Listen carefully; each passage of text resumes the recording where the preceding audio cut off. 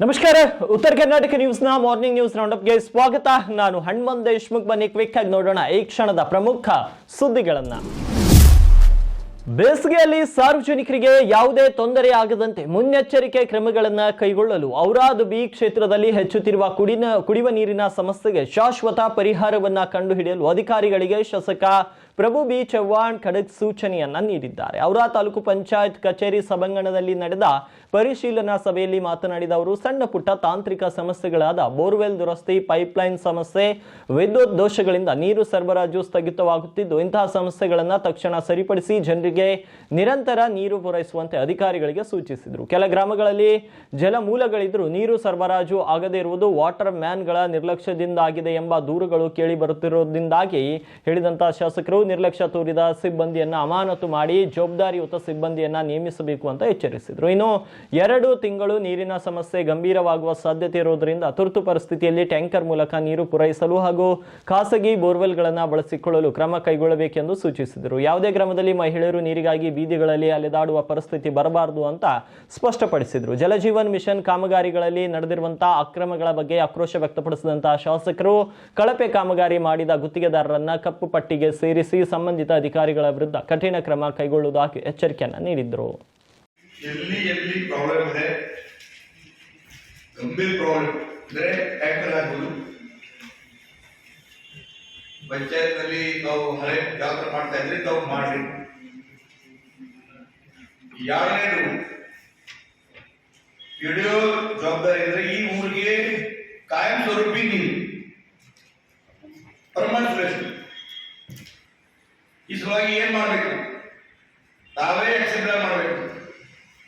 ಹಿಡಿಯೋರು accept ಮಾಡಬೇಕು, ನಮ್ ಕಳಿಸ್ಬೇಕು. ನಾವು ಸರ್ಕಾರಕ್ಕೆ ಕೇಂದ್ರ ಸರ್ಕಾರ, ಯಾಕಂದ್ರೆ ಈ 20 ವರ್ಷದಿಂದ ಒಂದು ಬಾಕಿ ಮೇಲೆ ಸಮಸ್ಯೆ ಇಲ್ಲ. ನಾನು ಎಷ್ಟು ಬಿ ಕರೋಡೋ ರೂಪಾಯಿ ಹಾಕಿದ್ರೆ ಬಿ ನೀರಿನ ಸರಿಯಾಗಿ ಇಂಪ್ಲಿಮೆಂಟ್ ಆಗ್ತಾ ಇಲ್ಲ. ಇನ್ನು ದೋಸ್ತಿ JJM ಬೇರೆ ಬೇರೆ ಬೇರೆ ಬೇರೆ ಎಲ್ಲಿ ನೀರಿನ ಸೋರ್ಸ್ ಕಡಿಮೆ ಇದೆ, ವಾಟರ್ ಟೇಬಲ್ ಇಲ್ಲ. ಅದಕ್ಕಾಗಿ ಯಾವ್ಯಾವ ಕಡೆಯೋ ಅವ್ರ ವ್ಯಾಪ್ತಿನಲ್ಲಿ ಯಾವ ಊರಿನಲ್ಲಿ ಹಳೆಯಲ್ಲಿದೆ, ಬಾವಿ ಇದೆ, ಎಷ್ಟು ಬೋರ್ ಇದೆ, ಎಷ್ಟು ಬೋರ್ ಚಾಲು ಇದೆ, ಎಷ್ಟು ಬೋರ್ ಬಂದ್ ಇದೆ ಉಲ್ಲೇಖ ಮಾಡಿ ಅವರೊಂದು ರಿಪೋರ್ಟ್ ಕೊಡಬೇಕು. ನಮ್ಮ ರೆಫರೆನ್ಸ್ ಹಾಕಿ ನಾವು ಲೆಟರ್ ಬರೀತೀವಿ ಸಿಒಗೆ, ಕಮಿಷನರ್ಗೆ, ಸೆಕ್ರೆಟರಿಗೆ.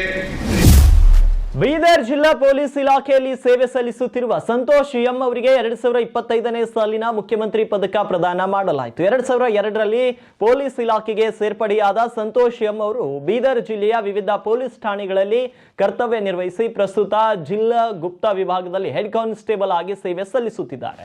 ಇಲಾಖೆಯಲ್ಲಿ ಅವರ ಅತ್ಯುತ್ತಮ ಸೇವೆಯನ್ನು ಗುರುತಿಸಿ ಈ ಗೌರವ ನೀಡಲಾಗಿದ್ದು, ನಿನ್ನೆ ಬೆಂಗಳೂರು ನಗರದ KSRP ಪರೇಡ್ ಮೈದಾನದಲ್ಲಿ ನಡೆದ ಪೊಲೀಸ್ ಧ್ವಜ ದಿನಾಚರಣೆ ಕಾರ್ಯಕ್ರಮದಲ್ಲಿ ಮುಖ್ಯಮಂತ್ರಿ ಸಿದ್ದರಾಮಯ್ಯ ಅವರು ಸಂತೋಷ್ ಅವರಿಗೆ ಪದಕವನ್ನ ಪ್ರದಾನ ಮಾಡಿದ್ರು.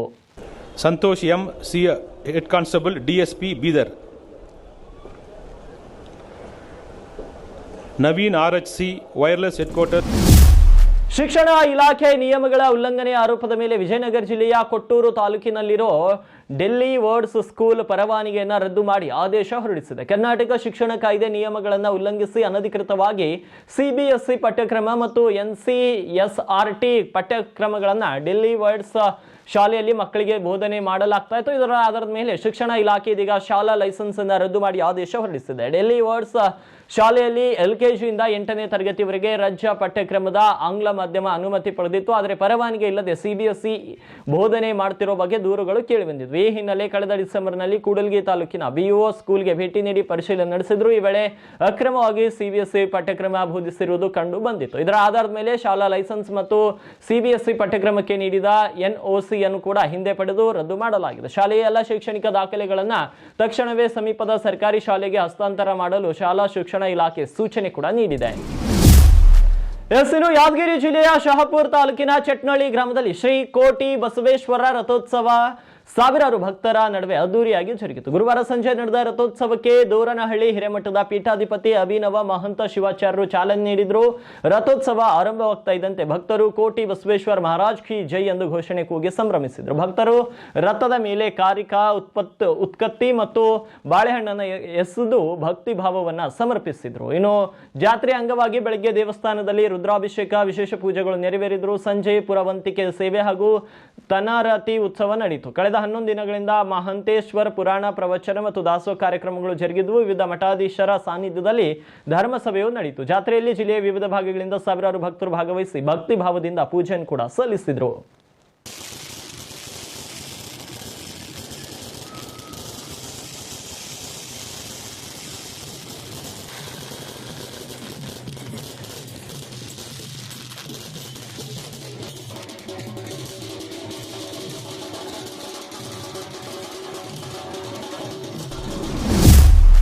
ಬೀದರ್ ಜಿಲ್ಲೆಯ ದುಬಲ್ಗುಂಡಿ ಕ್ರಾಸ್ನ ರಾಜ್ಯ ಹೆದ್ದಾರಿ ಬಳಿ ಭೀಕರ ರಸ್ತೆ ಅಪಘಾತವೊಂದು ಸಂಭವಿಸಿದೆ. ಇದೇ ಸಂದರ್ಭದಲ್ಲಿ ಹುಮ್ನಾಬಾದ್ ಮತಕ್ಷೇತ್ರದ ಶಾಸಕ ಡಾಕ್ಟರ್ ಸಿದ್ದು ಪಾಟೀಲ್ ಹಳ್ಳಿಖೇಡ್ ಬಿ ಪಟ್ಟಣದಿಂದ ಹುಮ್ನಾಬಾದ್ ನಗರ ಕಡೆ ಬರುತ್ತಿರುವಾಗ ಅಪಘಾತ ಸಂಭವಿಸಿದ್ದನ್ನ ಗಮನಿಸಿದಂತಹ ಶಾಸಕರು ಗಾಯಾಳುಗಳನ್ನ ಹುಮ್ನಾಬಾದ್ನ ಸಾರ್ವಜನಿಕ ಆಸ್ಪತ್ರೆಗೆ ರವಾನಿಸಿ ಗಾಯಾಳುಗಳನ್ನ ಸೂಕ್ತ ಚಿಕಿತ್ಸೆ ನೀಡುವಂತೆ ವೈದ್ಯರಿಗೆ ಸೂಚಿಸಿ ಮಾನವೀಯತೆಯನ್ನ ಮೆರೆದಿದ್ದಾರೆ. ಇನ್ನು ಬೈಕ್ ಸವಾರ ಹಳ್ಳಿಖೇಡ್ ಬಿ ಪಟ್ಟಣದ ರಫೀಕ್ ತಾಂಬೋಲೆ ಹೆಲ್ಮೆಟ್ ಹಾಕದ ಕಾರಣ ಸ್ಥಳದಲ್ಲಿಯೇ ಸಾವನ್ನಪ್ಪಿದ್ದು, ಇದಕ್ಕೆ ಶಾಸಕರು ವಿಷಾದವನ್ನು ಕೂಡ ವ್ಯಕ್ತಪಡಿಸಿದ್ದಾರೆ.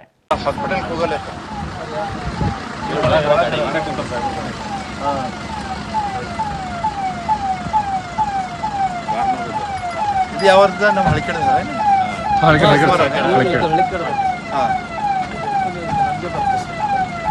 ಇವ್ರಿಗೆ ನಿಂಬಲ್ಲಿ ಕೊಟ್ಟು ಕಳಿಸ್ರಿ, ಇಲ್ಲಿ ಅವ್ರಿಗೆ ಕೊಟ್ಟು ಕಳಿಸ್ರಿ. ಅದ್ರೊಳಗೆ ಒಂದು ಗಾಡಿ ಇದೆ ಪಟ್ಟ, ಅದ್ರಾಗೆ ಕುಂಡಿಸ್ ಕೊಟ್ಟು ಕಳಿಸಿ ಹೋಗ್ತಾರೆ ಪಟ್ಟ.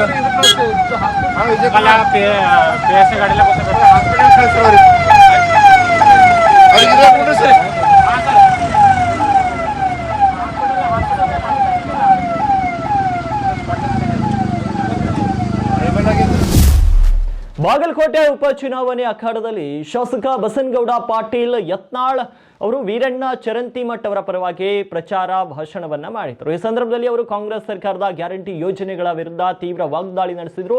ಹಿಂದೂ ಸಮಾಜದ ಏಕತೆಯನ್ನ ಬಲವಾಗಿ ಪ್ರತಿಪಾದಿಸಿದ ಯತ್ನಾಳ್ ಅವರು ಮತದಾರರು ಯಾವುದೇ ಆಮಿಷಗಳಿಗೆ ಒಳಗಾಗದೆ ಮತ ಚಲಾಯಿಸುವಂತೆ ಕರೆ ನೀಡಿದ್ರು. ಕಾಂಗ್ರೆಸ್ ಸರ್ಕಾರದ ಗ್ಯಾರಂಟಿ ಯೋಜನೆಗಳನ್ನ ಟೀಕಿಸಿದ ಯತ್ನಾಳ್ ಅವರು ಜನರ ಮೇಲೆ ತೆರಿಗೆ ಹೊರೆಯನ್ನ ಹೆಚ್ಚಿಸಿದೆ ಅಂತ ಆರೋಪಿಸಿದ್ರು. ಇನ್ನು ಮರಣೋತ್ತರ ಪ್ರಮಾಣ ಪತ್ರದ ಶುಲ್ಕ 25 ರೂಪಾಯಿಂದ 100 ರೂಪಾಯಿಗೆ ಏರಿಕೆಯಾಗಿರುವುದನ್ನ ಮತ್ತು ಪ್ರತಿ ಯೂನಿಟ್ ವಿದ್ಯುತ್ ದರ 7 ರೂಪಾಯಿಂದ 20 ಪೈಸೆಗೆ 7 ರೂಪಾಯಿ 20 ಪೈಸೆಗೆ ಇರುವುದನ್ನು ಅವರು ಉಲ್ಲೇಖಿಸಿದರು. ಯುವಕರಿಗೆ ಉದ್ಯೋಗ ಸೃಷ್ಟಿಸುವುದು ಸರ್ಕಾರದ ಆದ್ಯತೆ ಆಗಬೇಕು, ಕೇವಲ 2,000 ರೂಪಾಯಿ ನೀಡುವ ಯೋಜನೆಗಳಲ್ಲ ಅಂತ ಪ್ರತಿಪಾದಿಸಿದರು. ಸುಮಾರು 3 ಲಕ್ಷ ಸರ್ಕಾರಿ ಹುದ್ದೆಗಳು ಖಾಲಿ ಇದ್ರೂ ಕೂಡ ಅವುಗಳನ್ನ ಭರ್ತಿ ಮಾಡುವಲ್ಲಿ ಸರ್ಕಾರ ವಿಫಲವಾಗಿದೆ ಅಂತ ಯತ್ನಾಳ್ ದೂರಿದರು. 2028ರ ವೇಳೆಗೆ ಬದಲಾವಣೆ ತರಲು ವೀರಣ್ಣ ಚರಂತಿಮಠ್ ಅವರನ್ನ ಬಹುಮತದಿಂದ ಆಯ್ಕೆ ಮಾಡುವಂತೆ ಮತದಾರರಲ್ಲಿ ಮನವಿ ಕೂಡ ಮಾಡಿದರು. IPL 2026ರ ಆರನೇ ಪಂದ್ಯವು ಬುಧವಾರ ಕೋಲ್ಕತ್ತಾದ ಈಡನ್ ಗಾರ್ಡನ್ಸ್ ಕ್ರೀಡಾಂಗಣದಲ್ಲಿ ಕೋಲ್ಕತ್ತಾ ನೈಟ್ ರೈಡರ್ಸ್ ಮತ್ತು ಸನ್ ರೈಸರ್ಸ್ ಹೈದರಾಬಾದ್ ನಡುವೆ ನಡೆಯಿತು. ಸನ್ ರೈಸರ್ಸ್ ಹೈದರಾಬಾದ್ ತಂಡವು 65 ರನ್ಗಳಿಂದ ಪಂದ್ಯವನ್ನ ಗೆದ್ದುಕೊಂಡಿತ್ತು. ಇದು ಈ ಋತುವಿನ SRHನ ಮೊದಲ ಗೆಲುವು. ಈ ಪಂದ್ಯದಲ್ಲಿ ಭಾರತದ ಯುವ ಆರಂಭಿಕ ಆಟಗಾರ ಅಭಿಷೇಕ್ ಶರ್ಮಾ ಬ್ಯಾಟಿಂಗ್ನಲ್ಲಿ ಅದ್ಭುತ ಪ್ರದರ್ಶನ ನೀಡಿದ್ರು. T20 ವಿಶ್ವಕಪ್ನಲ್ಲಿ ಸಾಧಾರಣ ಪ್ರದರ್ಶನ ನೀಡಿದ ನಂತರ IPL 2026ರ ಮೊದಲ ಪಂದ್ಯದಲ್ಲಿ ವಿಫಲರಾದ ಅಭಿಷೇಕ್ ಕೊನೆಗೂ ತಮ್ಮ ಫಾರ್ಮ್ಗೆ ಮರಳಿದ್ದಾರೆ. ಅದ್ಯಾಗೋ ಪಂದ್ಯದ ನಂತರ BCCI ಅವರಿಗೆ ದೊಡ್ಡ ಶಾಕ್ ಕೂಡ ನೀಡಿದೆ. IPL ನೀತಿ ಸಂಹಿತೆಯನ್ನ ಉಲ್ಲಂಘಿಸಿದ್ದಕ್ಕಾಗಿ ಅಭಿಷೇಕ್ ಶರ್ಮಾಗೆ ಶಿಕ್ಷೆ ಕೂಡ ವಿಧಿಸಲಾಗಿದೆ. ಗುರುವಾರ ಈಡನ್ ಗಾರ್ಡನ್ಸ್ ನಲ್ಲಿ ನಡೆದ ಪಂದ್ಯದಲ್ಲಿ ಅಭಿಷೇಕ್ ಶರ್ಮಾ ಅವರ ಆಕ್ರಮಣಕಾರಿ ನಡವಳಿಕೆಯು ಅವರ ಬ್ಯಾಟಿಂಗ್ ನಷ್ಟೇ ಪ್ರಬಲವಾಗಿತ್ತು. ಪಂದ್ಯದ ಸಮಯದಲ್ಲಿ ಅವರು ಒಂದು ಹಂತದಲ್ಲಿ ನಿಂದನೀಯ ಭಾಷೆಯನ್ನು ಬಳಸಿದರು. ಇದು ಸ್ಟಂಪ್ ಮೈಕ್ ನಲ್ಲಿ ಸೆರೆಯಾಗಿದೆ. ಅಂತಾರಾಷ್ಟ್ರೀಯ ಕ್ರಿಕೆಟ್ನಿಂದ IPL ವರೆಗೆ ಇಂತಹ ನಡವಳಿಕೆಗೆ ಶಿಕ್ಷೆ ನೀಡಲಾಗುತ್ತದೆ. ಅದರಂತೆ ಅಭಿಷೇಕ್ಗೆ BCCI IPL ನ ನೀತಿ ಸಂಹಿತೆ ಆರ್ಟಿಕಲ್ 2.3ರ ಅಡಿಯಲ್ಲಿ ತಪ್ಪಿಸುತ್ತಾರೆ ಎಂದು ಘೋಷಿಸಿ ಅವರ ಸಂಬಳದ 25% ಕಡಿತಗೊಳಿಸಿದೆ. ಬಿಹಾರದ ಮುಖ್ಯಮಂತ್ರಿ ನಿತೀಶ್ ಕುಮಾರ್ ಅವರು ತಮ್ಮ ಪ್ರಸ್ತುತ ಹುದ್ದೆಯಿಂದ ಕೆಳಗಿಳಿಯುವ ಸಾಧ್ಯತೆ ಇದ್ದು ರಾಜ್ಯಸಭೆಗೆ ಪ್ರವೇಶಿಸಲು ಸಜ್ಜಾಗಿದ್ದಾರೆ. ನಿತೀಶ್ ಕುಮಾರ್ ಏಪ್ರಿಲ್ 10ರಂದು ರಾಜ್ಯಸಭೆ ಸದಸ್ಯರಾಗಿ ಪ್ರಮಾಣ ಸ್ವೀಕರಿಸಲಿದ್ದಾರೆ. ಅವರು ಏಪ್ರಿಲ್ 9ರಂದು ಪಾಟ್ನಾದಿಂದ ದೆಹಲಿಗೆ ಪ್ರಯಾಣಿಸಿ ದೆಹಲಿಯಲ್ಲಿಯೇ ಉಳಿಯಲಿದ್ದು ಈ ಭೇಟಿಯ ಸಮಯದಲ್ಲಿ ಅವರು ಹಿರಿಯ ಬಿಜೆಪಿ ನಾಯಕರೊಂದಿಗೆ ಸಭೆ ನಡೆಸುವ ಸಾಧ್ಯತೆ ಇದೆ. ನಿತೀಶ್ ಕುಮಾರ್ ಪಾಟ್ನಾಗೆ ಹಿಂದಿರುಗಿದ ಸ್ವಲ್ಪ ಸಮಯದ ನಂತರ ಮುಖ್ಯಮಂತ್ರಿ ಸ್ಥಾನಕ್ಕೆ ರಾಜೀನಾಮೆ ನೀಡುವ ಸಾಧ್ಯತೆ ಇದೆ. ಇದು ಬಿಹಾರದಲ್ಲಿ ಹೊಸ ಸರ್ಕಾರ ರಚನೆಗೆ ದಾರಿ ಮಾಡಿಕೊಡುತ್ತದೆ ಎಂದು ಜೆಡಿಯು ಮೂಲಗಳು ತಿಳಿಸಿವೆ. ಏಪ್ರಿಲ್ 11ರಂದು ಅಥವಾ ನಂತರ ಅವರು ಬಿಹಾರಕ್ಕೆ ಮರಳುವ ನಿರೀಕ್ಷೆ ಇದೆ. ಇದಾದ ಬಳಿಕ ಬಿಹಾರದಲ್ಲಿ ಹೊಸ ಸರ್ಕಾರ ರಚನೆಯಾಗುವ ನಿರೀಕ್ಷೆ ಇದೆ. ಏಪ್ರಿಲ್ ಮಧ್ಯಭಾಗದಲ್ಲಿ ಹೊಸ ಸರ್ಕಾರ ರಚನೆ ಆಗಲಿದೆ ಎನ್ನಲಾಗ್ತಾ ಇದೆ. ಇನ್ನು ಬಿಹಾರದ ಮುಖ್ಯಮಂತ್ರಿ ನಿತೀಶ್ ಕುಮಾರ್ ಅವರು ರಾಜ್ಯಸಭೆಗೆ ಪ್ರವೇಶಿಸಿದ ನಂತರ Z+ ಭದ್ರತೆಯನ್ನು ಪಡೆಯುತ್ತಾರೆ ಎಂದು ರಾಜ್ಯ ಗೃಹ ಇಲಾಖೆ ಹೊರಡಿಸಿದ ಅಧಿಸೂಚನೆಯಲ್ಲಿ ತಿಳಿಸಲಾಗಿದೆ ಅಂತ PTI ವರದಿ ಮಾಡಿದೆ. ಮಾರ್ಚ್ 16ರಂದು ರಾಜ್ಯಸಭೆಗೆ ಆಯ್ಕೆಯಾದ ನಿತೀಶ್ ಕುಮಾರ್ ಈ ತಿಂಗಳು ನಿವೃತ್ತರಾಗುವ ಸದಸ್ಯರ ಅವಧಿ ಮುಗಿದ ನಂತರ ತಮ್ಮ ಹೊಸ ಹುದ್ದೆಯನ್ನು ವಹಿಸಿಕೊಳ್ಳುವ ನಿರೀಕ್ಷೆ ಇದೆ.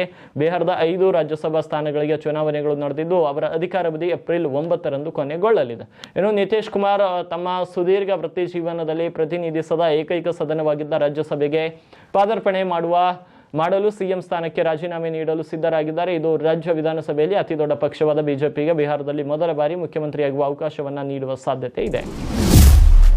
ಆಮ್ ಆದ್ಮಿ ಪಕ್ಷ ಸಂಸದ ರಾಘವ್ ಚಡ್ಡಾ ಅವರನ್ನ ರಾಜ್ಯಸಭೆಯಲ್ಲಿ ಪಕ್ಷದ ಉಪನಾಯಕನ ಹುದ್ದೆಯಿಂದ ವಜಾಗೊಳಿಸಿದೆ. ಅವರನ್ನ ತೆಗೆದುಹಾಕುವಂತೆ ಕೋರಿ ಆಪ್ ರಾಜ್ಯಸಭಾ ಸಚಿವಾಲಯಕ್ಕೆ ಪತ್ರ ಬರೆದಿದೆ. ಆಪ್ ವತಿಯಿಂದ ಅವರಿಗೆ ರಾಜ್ಯಸಭೆಯಲ್ಲಿ ಮಾತನಾಡುವ ಸಮಯವನ್ನ ನೀಡಬಾರದು ಎಂದು ಮನವಿ ಕೂಡ ಮಾಡಿದ್ದಾರೆ. ಆದರೆ ಈ ನಿರ್ಧಾರಕ್ಕೆ ಕಾರಣವೇನೆಂಬುದರ ಬಗ್ಗೆ ಪಕ್ಷ ಯಾವುದೇ ಮಾಹಿತಿ ನೀಡದಿರುವುದು ಕುತೂಹಲ ಮೂಡಿಸಿದೆ.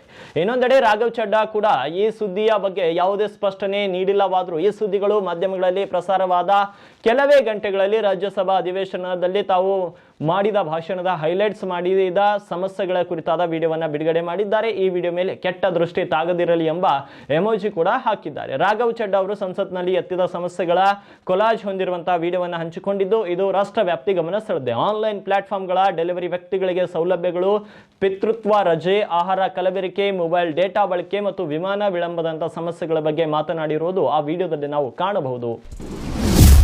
ಇವಾಗಿದ್ದು ಈ ಕ್ಷಣದ ಪ್ರಮುಖ ಸುದ್ದಿಗಳು. ಮತ್ತೆ ಭೇಟಿಯಾಗ್ತೀನಿ ಮತ್ತೊಂದು ನ್ಯೂಸ್ ಬುಲೆಟಿನ್ ನಲ್ಲಿ.